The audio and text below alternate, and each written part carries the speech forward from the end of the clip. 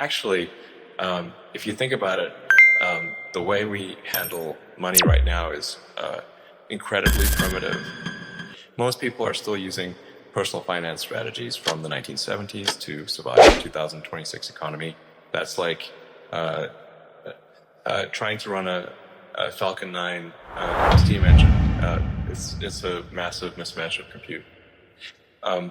If you're not using AI to frame your economy, you're basically just an NPC in a world where the main characters are running on silicon.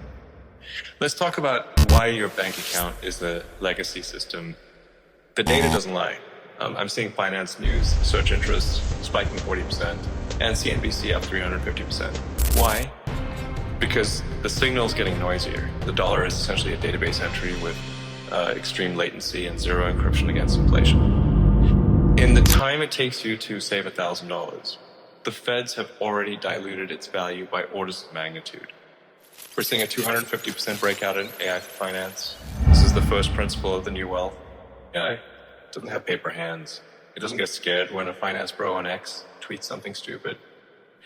Quantitative finance used to be a walled garden for the guys at Goldman Sachs, but now the computer's decentralized. So how do we frame the economy correctly? First, stop being a beginning finance searcher. Move to quantitative.